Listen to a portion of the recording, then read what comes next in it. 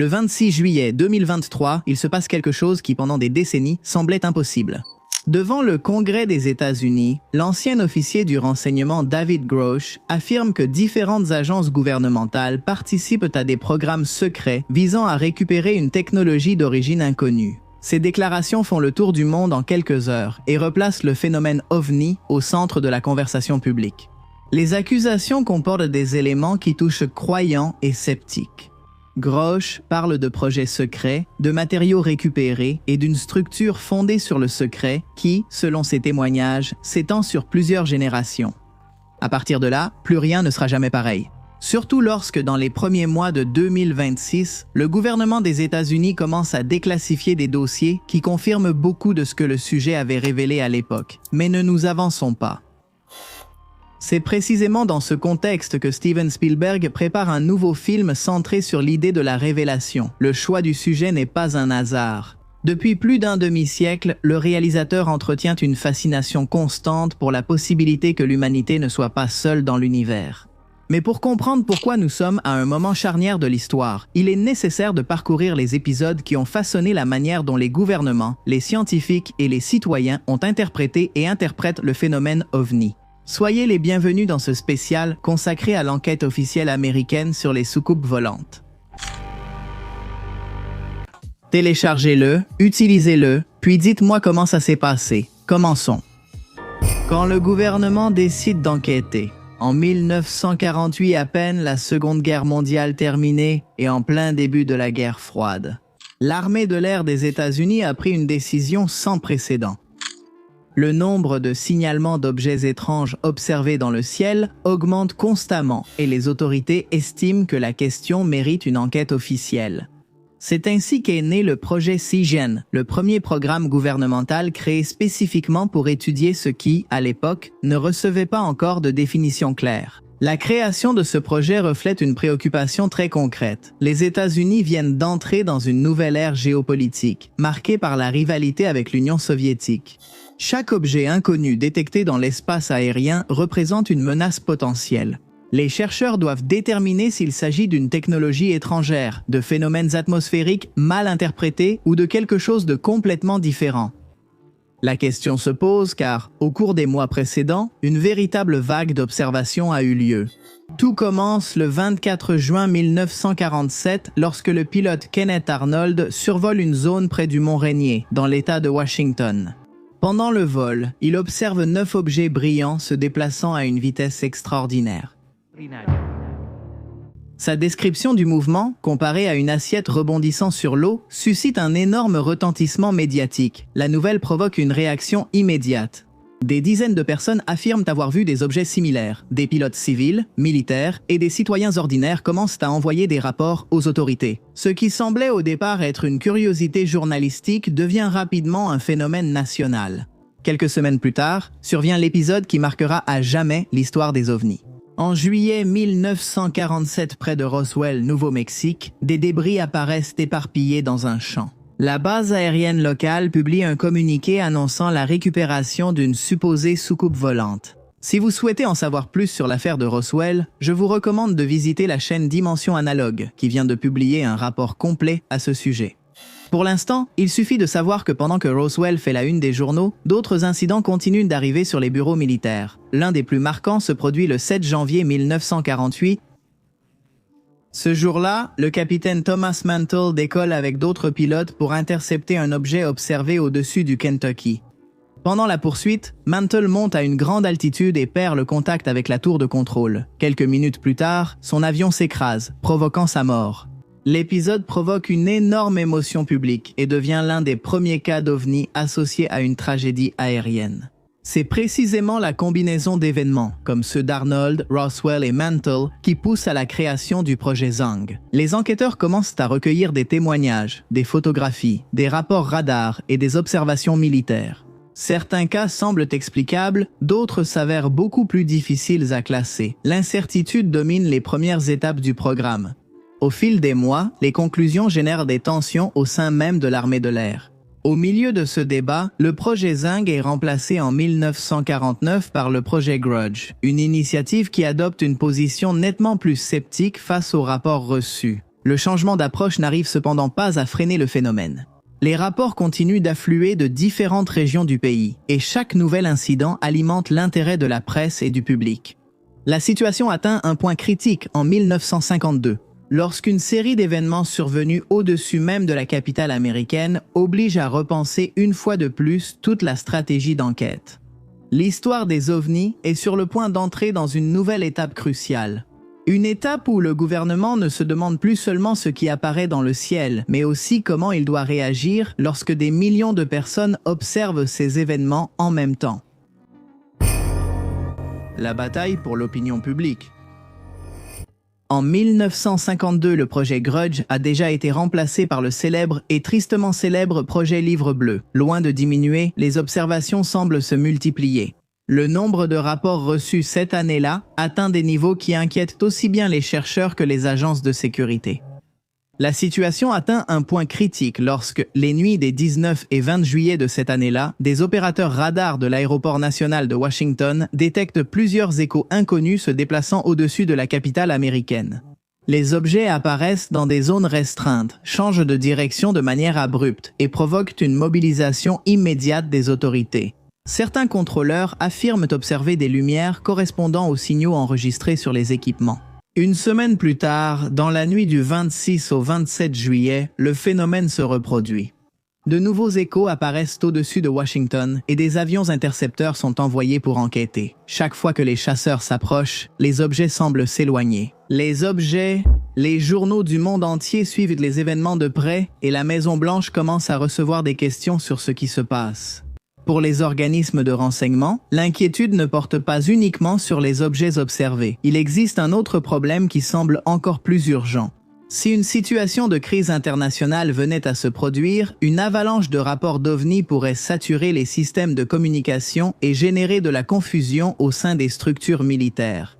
En pleine guerre froide, la possibilité qu'un adversaire profite de ce scénario est inquiétante. Pour cette raison, en janvier 1953, la CIA convoque un groupe de scientifiques pour évaluer la situation. La réunion entre dans l'histoire sous le nom de panel Robertson, ainsi nommé d'après le physicien Howard Percy Robertson, chargé de diriger les délibérations.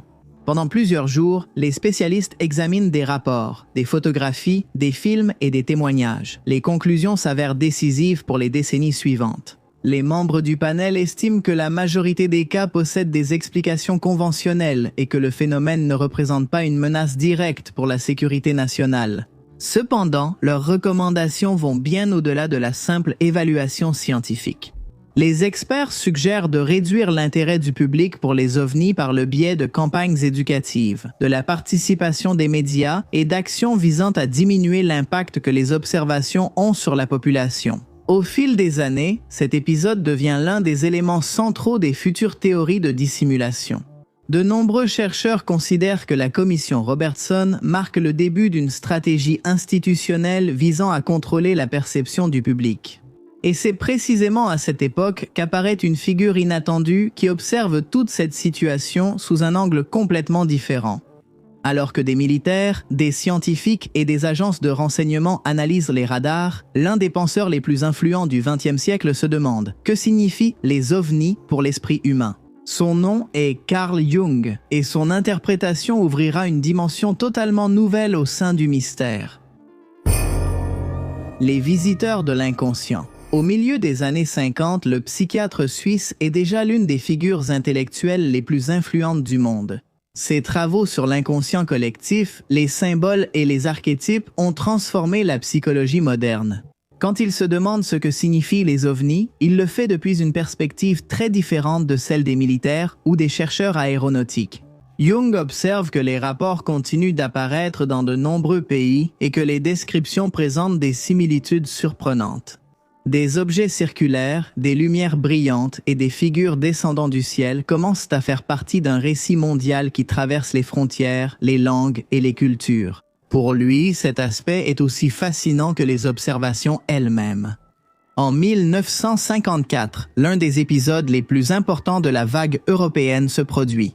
Pendant plusieurs mois, la France enregistre des centaines de signalements provenant de petites localités rurales et de grandes villes. L'un des cas les plus recommandés a lieu le 10 septembre à Gvarovo, où l'ouvrier ferroviaire Marius de Weil affirme avoir observé un objet sur les rails et deux petites silhouettes près de celui-ci. Après avoir recueilli cet épisode et d'autres, Jung commence à tirer des conclusions. Il perçoit que les ovnis occupent une place qui appartenait auparavant à d'autres symboles culturels et religieux. Dans un monde marqué par la menace nucléaire, la division idéologique entre les blocs et la transformation technologique accélérée, les soucoupes volantes semblent devenir une sorte de miroir où l'humanité projette ses peurs, ses espoirs et ses incertitudes. Ces réflexions culminent en 1958 avec la publication d'un mythe moderne sur des choses aperçues dans le ciel. Dans ces pages, Jung n'essaie pas de déterminer l'origine physique des objets observés. Son intérêt se concentre à comprendre pourquoi des millions de personnes sont captivées par la possibilité d'intelligence inconnue observant l'humanité depuis les hauteurs. L'œuvre suscite des débats immédiats. Certains chercheurs considèrent que Jung offre un outil précieux pour comprendre l'impact social des observations. D'autres pensent que ces observations pourraient détourner l'attention des cas les plus solides et documentés. En même temps, des policiers, des pilotes et des témoins continuent de décrire des rencontres qui semblent sorties d'un film de science-fiction. Parmi les scientifiques chargés d'analyser ces cas, on trouve un astronome qui pendant des années travaille pour l'armée de l'air, convaincu qu'il trouvera des réponses simples. Son nom est G. Allen Hynek et très bientôt, il va commencer à découvrir que certains dossiers sont bien plus difficiles à clore qu'il ne l'imaginait. Les rencontres rapprochées. Lorsque G. Allen Hynek commence à collaborer avec l'armée de l'air américaine, sa mission semble simple. En tant qu'astronome de renom, il doit aider à identifier les erreurs d'observation, les phénomènes astronomiques mal interprétés et fournir des explications conventionnelles pour les rapports qui arrivent au projet Science, au projet Grudge et plus tard au projet Livre Bleu. Pendant des années, Hynek considère que la plupart des cas trouveront probablement une explication rationnelle. Cependant, l'accumulation de dossiers commence lentement à modifier sa perspective. Au fur et à mesure qu'il examine des centaines de rapports provenant de différentes régions du pays, il découvre que certains impliquent des témoins hautement qualifiés, des observations multiples et même des preuves physiques difficiles à ignorer. Le phénomène semble bien plus complexe qu'il ne l'avait imaginé. L'un des épisodes qui contribue le plus à cette transformation se produit dans la nuit du 24 avril 1967. À Socorro, Nouveau-Mexique, l'officier de police, Lune Zamora, poursuit un véhicule à grande vitesse lorsqu'il entend une explosion et aperçoit une flamme s'élevant au loin. En s'approchant, il découvre un objet d'apparence métallique posé sur le sol. Selon son récit, près de l'appareil se trouvent deux petites silhouettes vêtues de blanc. Zamora observe la scène pendant plusieurs secondes avant que l'objet ne décolle et ne disparaisse. Lorsque d'autres enquêteurs arrivent sur les lieux, ils trouvent des marques au sol et une végétation apparemment affectée par une chaleur intense. L'affaire attire immédiatement l'attention du projet Livre Bleu et finit par devenir l'un des dossiers les plus étudiés de toute la décennie. Hynek participe activement à l'enquête. Ce qu'il découvre le déconcerte. Zamora jouit d'une excellente réputation au sein de la communauté. Il n'existe aucun indice clair de fraude. Les preuves physiques sont réelles et de nombreux aspects du récit restent sans explication convaincante. Au fil des années, l'astronome qualifiera l'incident de Socorro comme l'un des cas les plus importants et les plus solides de toute sa carrière. Cet épisode n'est pas une exception isolée. Pendant les années 60, des observations similaires continuent d'être enregistrées dans différentes régions du monde. Cette évolution atteint un point décisif en 1966, lorsqu'une série d'observations dans le Michigan génère une énorme couverture médiatique. En tentant d'expliquer certains des rapports, Hynek évoque la possibilité de gaz produits par les marais. Confusion, couverture médiatique. En tentant d'expliquer certains des rapports, Hynek évoque la possibilité de gaz produits par les marais. L'expression « gaz des marais » devient immédiatement célèbre et provoque une forte réaction du public. Beaucoup voient ces possibilités comme une minimisation du phénomène. Cet épisode renforce la conviction de l'astronome sur la nécessité de nouveaux outils et d'une recherche plus indépendante du gouvernement. Cela renforce la conviction du jeune astronome que la recherche doit disposer de nouveaux outils et d'une plus grande indépendance face aux structures gouvernementales. En 1969, après plus de 20 ans d'enquêtes officielles, l'armée de l'air annonce la fermeture du programme Livre Bleu. Pour Hynek, cela ne représente pas la fin de la recherche. Au contraire, cela marque le début d'une nouvelle étape. Au cours de ces mêmes années, il développe un système de classification destiné à organiser différents types d'expériences. L'expression « rencontre rapprochée » naît de ce travail et ne tarde pas à dépasser le domaine de la recherche pour entrer dans la culture populaire. Mais tandis que Hynek tente de comprendre la nature du phénomène, un autre chercheur commence à explorer des questions encore plus profondes.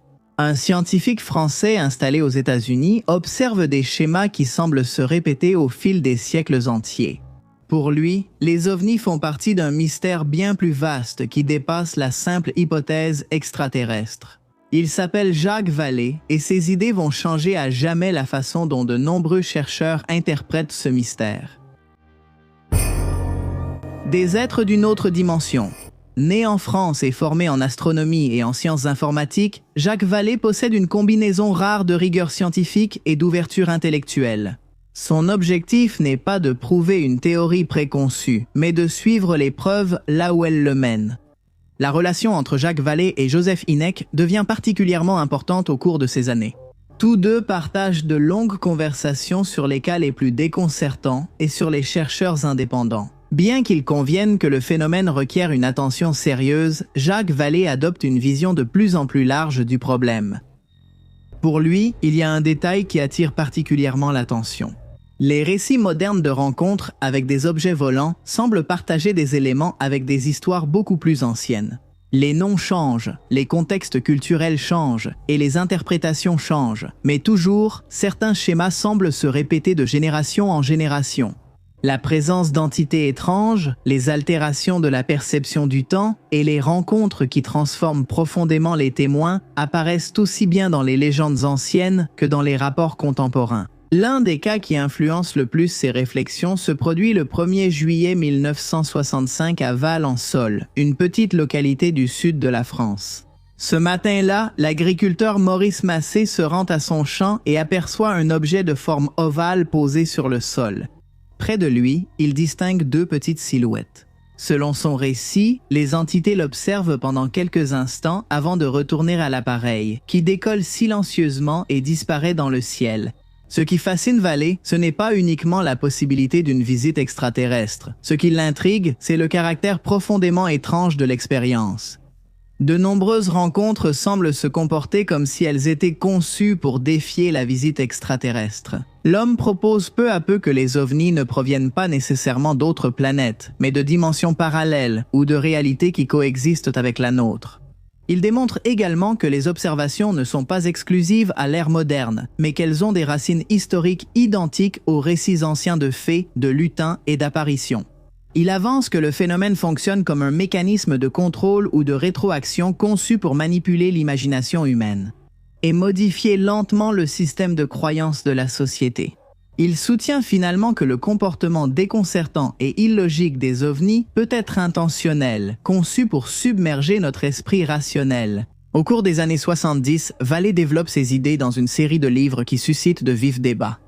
Ces hypothèses suscitent autant d'admiration que de critiques, mais elles exercent une énorme influence sur les générations suivantes de chercheurs. Curieusement, ces idées finissent aussi par toucher Hollywood. Lors de la visite de Steven Spielberg, qui développe Rencontre du troisième type en 1977, Vallée sert en partie d'inspiration pour le personnage du scientifique français Claude Lacombe. De cette façon, certaines des discussions les plus profondes sur la nature du phénomène trouvent un chemin inattendu vers la culture populaire. Au cours des décennies suivantes, l'intérêt du public pour les ovnis connaît des hauts et des bas. Cependant, au fil du temps, une question commence à prendre de plus en plus d'importance.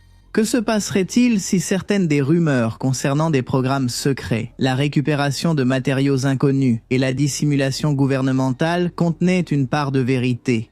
Et c'est ainsi que notre histoire revient au début. Le Majestic 12. À la fin des années 1970 et au début des années 1980, le phénomène ovni traverse. Situation particulière. Los grandes. À ce stade, les bureaux officiels sont déjà fermés, mais l'intérêt du public demeure. Des chercheurs indépendants continuent d'examiner les archives historiques, d'anciens militaires témoignent et de nouveaux documents apparaissent périodiquement, alimentant de vieilles questions. C'est dans ce contexte qu'émerge l'une des figures les plus influentes et controversées de toute l'ufologie moderne. L'histoire commence à circuler publiquement en 1980-1984.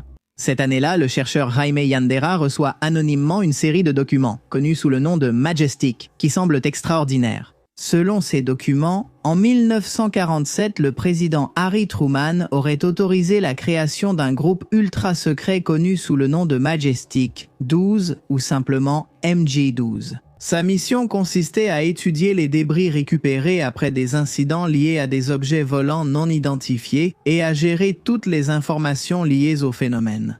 Les documents citent des scientifiques, militaires et hauts fonctionnaires. Parmi les noms figurent des personnalités éminentes de la sécurité nationale et de la recherche scientifique américaine. Si ces documents sont authentiques, nous serions face à la preuve de l'existence d'une structure secrète fonctionnant depuis des décennies à l'insu du public. La nouvelle provoque une onde de choc immédiate au sein de la communauté ufologique. Des chercheurs du monde entier commencent à examiner chaque détail. Certains estiment que les documents contiennent des éléments compatibles avec les procédures réelles de l'époque. D'autres trouvent des incohérences qui alimentent les soupçons quant à leur authenticité. Au fil des années, le débat devient aussi célèbre que les documents eux-mêmes. Cependant, au-delà de la controverse autour des documents, Majestic 12 accomplit quelque chose de très important. Il réunit en un seul récit bon nombre des histoires qui circulent depuis des décennies autour du phénomène OVNI. Roswell occupe une place centrale, mais il y a aussi un autre épisode, moins connu mais tout aussi fascinant. En mars 1948, à peine quelques mois après Roswell, une histoire émerge des environs d'Aztec, dans l'État du Nouveau-Mexique. Selon divers récits diffusés des années plus tard, un objet de grande taille se serait écrasé dans une zone reculée du désert. Certaines versions affirment que des équipes gouvernementales récupèrent des débris technologiques et transportent le matériel sous des mesures de sécurité strictes. Le soi-disant incident d'Aztec acquiert de la notoriété au début des années 50 grâce à des publications qui présentent l'épisode comme une récupération d'un vaisseau extraterrestre. L'histoire se répand rapidement et entre dans le folklore moderne des ovnis. Avec le temps, les chercheurs découvrent de nombreux problèmes liés aux sources originales et à la documentation disponible. Pourtant, l'affaire ne disparaît jamais complètement du débat. Vrai ou faux, les documents du Majestic 12 contribuent à installer une idée qui influencera profondément les décennies suivantes, la possibilité que certains programmes liés au phénomène OVNI opèrent dessous des niveaux de secret extraordinaires, voire dans un lieu très spécifique. Vous savez sûrement de quel lieu je parle. Le secret le plus célèbre du monde. En 1989, un événement survient qui transforme complètement le débat. Elle transforme une base militaire pratiquement inconnue en une légende mondiale. Cette année-là, un homme nommé Bob Lazar apparaît dans une interview télévisée réalisée à Las Vegas. Au début, il utilise le faux nom de Dennis pour protéger son identité. Peu de temps après, il décide de se présenter publiquement et fait une série de déclarations qui provoquent une répercussion immédiate. Selon son récit, il a travaillé dans une installation secrète appelée S4 située à proximité de la zone 51 à l'intérieur du complexe militaire d'essai du Nevada. Les affirmations de Lazar sont extraordinaires. Il affirme que dans ces installations, on étudie des véhicules d'origine non humaine récupérés par le gouvernement américain. Il soutient également qu'il participe à des tâches de rétro-ingénierie visant à comprendre les systèmes de propulsion de ces supposés engins. Selon sa description, certaines des technologies observées semblent être très en avance sur tout développement connu publiquement. Les interviews suscitent un énorme intérêt. Pour la première fois, des millions de personnes entendent parler de la zone 51. Bien que l'installation existe depuis les années 50 et soit utilisée pour le développement d'aéronefs expérimentaux, son niveau de secret alimente toutes sortes de spéculations. La tension sur la zone s'accroît en raison de nombreuses observations ces dernières années. Plusieurs personnes commencent à se rassembler près du périmètre de la base. Pour tenter d'observer des vols d'essai nocturnes, certains témoins décrivent des lumières effectuant des manœuvres étranges au-dessus du désert du Nevada. D'autres affirment avoir vu des objets aux caractéristiques difficiles à identifier. Pendant ce temps, les déclarations de Lazar continuent de susciter des controverses. Certains estiment que ces affirmations contiennent des détails intrigants, d'autres trouvent des incohérences liées à certaines parties de son parcours académique et professionnel. Cependant, indépendamment des conclusions que chacun peut tirer au sujet de Lazare, son impact culturel est indéniable. Des livres, des documentaires, des séries télévisées et des films intègrent rapidement l'idée de laboratoire secret. C'est pourquoi, lorsque des décennies plus tard, des personnalités comme David Grush font leur apparition, beaucoup commencent à sentir que tout commence à prendre sens. L'ère des révélations. Le point tournant arrive en décembre 2017, lorsqu'une enquête journalistique révèle l'existence de programmes du département de la Défense consacrés à l'étude des phénomènes aériens anormaux. La nouvelle suscite une réaction immédiate. Pour la première fois depuis de nombreuses années, le gouvernement américain reconnaît publiquement qu'il continue de prêter attention à certains incidents qu'il n'arrive pas à expliquer de manière satisfaisante. Parmi les cas qui alimentent ce regain d'intérêt figure l'un des épisodes les plus importants de l'histoire récente du sujet. Le 14 novembre 2004, plusieurs pilotes du groupe de combat du porte-avions USS Nimitz détectent un objet étrange au large des côtes de Californie. Les témoignages décrivent un appareil blanc de forme allongée qui semble se déplacer d'une manière incompatible avec la technologie connue. Le commandant David Fravor et d'autres aviateurs observent des manœuvres extraordinaires, tandis que les systèmes radars enregistrent des comportements tout aussi incontrôlables. Au fil des années, l'affaire dite Tic Tac devient une référence incontournable dans le débat moderne sur les ovnis. Son importance ne réside pas uniquement dans les témoignages visuels. Elle implique également des opérateurs radars, des capteurs avancés et du personnel militaire formé pour identifier les menaces aériennes. Lorsque les enregistrements associés à ces incidents sont rendus publics, des millions de personnes découvrent que certains des cas les plus intrigants ne proviennent plus de récits isolés, mais d'observations faites par des professionnels hautement qualifiés. La discussion continue de prendre de l'ampleur au cours des années suivantes. De nouveaux rapports sont présentés au Congrès. Des bureaux gouvernementaux spécialisés dans l'étude de ces cas voient le jour. Des législateurs des deux parties commencent à demander plus de transparence et un meilleur accès à la documentation historique. Le sujet revient au centre de l'agenda public américain. C'est pour cette raison que le département de la Défense crée en 2020 la UAP Task Force, une unité destinée à centraliser les informations liées aux soi-disant phénomènes aériens non identifiés. Les rapports élaborés au cours des années suivantes reconnaissent l'existence de nombreux incidents qui restent sans explication concluante. Le processus continue de s'approfondir en 2022 avec la création du Bureau de résolution des anomalies dans tous les domaines, plus connu sous le nom d'AHARO. Cet organisme reçoit pour mission d'enquêter sur les signalements provenant de l'air, de l'espace, de la mer et d'autres environnements opérationnels. C'est dans ce contexte qu'apparaît David Grosh, ancien officier du renseignement de l'armée de l'air et membre de groupes gouvernementaux dédiés à l'analyse des phénomènes anormaux. Grosh fait un pas qui transforme complètement la conversation. En 2023, il affirme avoir reçu des informations de nombreux fonctionnaires et sous-traitants liés à des programmes secrets présumés de récupération de technologies d'origine inconnue. Selon ces déclarations, certains projets auraient fonctionné pendant des décennies à l'insu du public. Les accusations provoquent une répercussion mondiale. Les médias, les chercheurs et les législateurs analysent chacune de ces affirmations.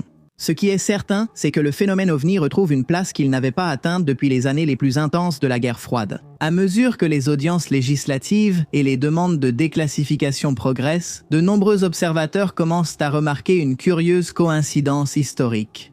De nombreux sujets qui, pendant des décennies, étaient associés à des rumeurs, des enquêtes indépendantes ou des théories de dissimulation sont désormais discutés ouvertement dans des organismes officiels. Et tandis que cette transformation se déroule sous les yeux du monde, une figure observe le processus avec un intérêt particulier. Depuis la fin des années 60, Steven Spielberg fait des rencontres avec des intelligences inconnues, l'un des axes centraux de son œuvre. Beaucoup des questions qui sont aujourd'hui à nouveau débattues apparaissent dans ces films des décennies avant qu'elles n'atteignent les couloirs du Congrès américain. Pour comprendre pourquoi son nouveau film suscite autant d'attentes, il est important de prendre en compte la transformation. Ça t'intéresse? Ça t'intéresse? Ça t'intéresse? Qu'est-ce qui t'intéresse? Qu'est-ce qui t'intéresse le plus? Ce qui pourrait exister au-delà de notre monde. Une vie à regarder les étoiles. Lorsque Steven Spielberg commence à s'intéresser à la réalisation audiovisuelle, le phénomène OVNI fait déjà partie de la conversation culturelle américaine. Pour un jeune homme fasciné par la science-fiction, ces récits représentent une source inépuisable d'imagination. Son lien avec ce sujet apparaît bien avant qu'il ne devienne célèbre. Pendant son adolescence, il réalise plusieurs courts-métrages et productions amateurs inspirés par l'espace, l'exploration et le contact avec des intelligences inconnues. Parmi ses premiers travaux figure Firelight, présenté en 1964 devant un petit public local en Arizona. Le film raconte une série d'apparitions lumineuses et de rencontres avec des visiteurs extraterrestres. Avec le temps, une grande partie du matériel original est perdue, mais l'œuvre reste une pièce fondamentale pour comprendre l'origine de nombreuses éditions de la série. Un jeune homme fasciné par la fiction. Fasciné par le fait que Steven Spielberg était déjà fasciné dans sa jeunesse. À mesure que les années 1970 avancent, le phénomène OVNI traverse une nouvelle phase de popularité. Des livres, des documentaires et des recherches indépendantes trouvent un public de plus en plus large. Dans ce contexte, Spielberg commence à développer un film inspiré des témoignages recueillis par des chercheurs comme J. Allen Hynek et Jacques Vallée. Cela aboutit en 1977 au film déjà mentionné Rencontre du troisième type. Contrairement à une grande partie de la science-fiction de l'époque, le film ne présente pas les visiteurs comme des envahisseurs, il les montre comme un mystère. Une présence inconnue qui provoque fascination, perplexité et un besoin irrésistible de comprendre ce qui se passe. 5 ans plus tard, en 1982, Spielberg revient explorer la thématique extraterrestre avec E.T. Cette fois, il abandonne le ton d'enquête pour se concentrer sur une histoire intime et émotionnelle. Cependant, le noyau reste intact. La rencontre avec une intelligence inconnue invite à réfléchir sur l'humanité, l'empathie et le besoin de connexion. Décennie après décennie, l'intérêt du réalisateur pour ce thème reste intact. Les décennies continuent de passer et l'intérêt du réalisateur ne disparaît jamais. En 2002, il participe à la mini-série Taken, une production ambitieuse qui retrace plusieurs générations marquées par des expériences liées au phénomène OVNI. L'histoire intègre des éléments présents dans de nombreux cas réels étudiés depuis le milieu du XXe siècle, y compris des observations, des contacts présumés et des rumeurs de dissimulation gouvernementale. 3 ans plus tard, en 2005, sort La Guerre des mondes. Bien qu'inspiré du roman classique de G. Wells, le film reflète une préoccupation différente. Le mystère laisse place à l'incertitude et à la peur face à une intelligence immensément supérieure. Même lorsque le ton change, la question de fond reste la même. Comment l'humanité réagirait-elle face à une présence qui défie tout ce qu'elle croit savoir? Avec du recul, il est difficile de trouver un autre réalisateur dont la filmographie entretienne une relation aussi constante avec la vie extraterrestre et les phénomènes anormaux. Ainsi, l'arrivée du jour de la révélation semble revêtir une signification particulière. Le film sort à une époque marquée par des déclassifications, des enquêtes officielles et des débats politiques qui rappellent certains des chapitres les plus intenses de l'histoire moderne des ovnis. Curieusement, le lien entre Spielberg et ce mystère pourrait remonter bien avant qu'il ne réalise son premier film. Prêt pour un bonus? Une nuit dans le New Jersey. Steven Spielberg évoque en interview un événement marquant de son enfance. Alors qu'il observe le ciel avec son père dans le New Jersey, il assiste à une pluie de météorites intense. Le spectacle ne dure que quelques minutes, mais il laisse une impression profonde. Des années plus tard, le réalisateur se souviendra de cette nuit comme l'un des moments qui ont nourri sa fascination pour les mystères de l'espace et pour la possibilité que l'univers cache bien plus que ce que nous imaginions. Il est frappant que ce souvenir ait précisément lieu dans le New Jersey, un État qui occupe une place particulière dans l'histoire des ovnis américains. Au fil des décennies, de nombreuses observations sont rapportées dans la région, mais peu ont l'ampleur d'un épisode survenu dans les années 1960, à une époque où le phénomène fait déjà partie de la culture populaire. En juillet 1966, une série de photographies prises dans la ville de Passaic suscite un débat intense.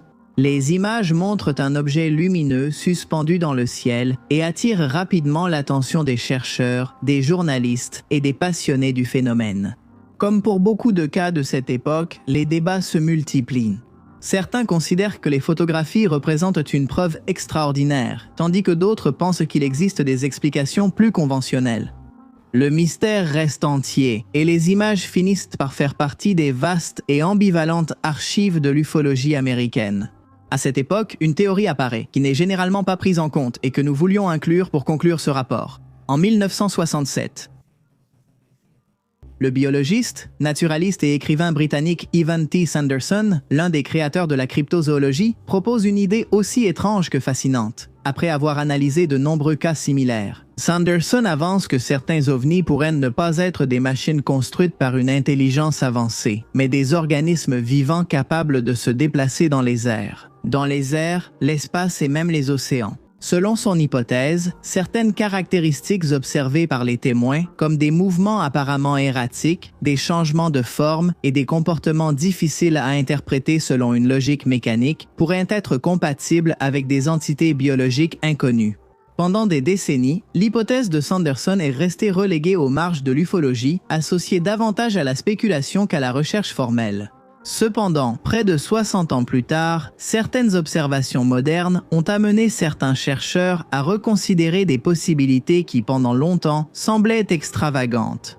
Personne n'affirme aujourd'hui que Sanderson ait résolu le mystère, mais il est frappant de constater que des idées jugées trop audacieuses en 1967 font à nouveau partie de discussions sérieuses sur la nature des phénomènes anormaux observés sur notre planète. Et c'est peut-être pour cela que le mystère demeure. Car pendant que nous continuons à chercher des explications dans le futur, il est possible que certains indices aient été sous nos yeux tout ce temps, attendant le bon moment pour être compris.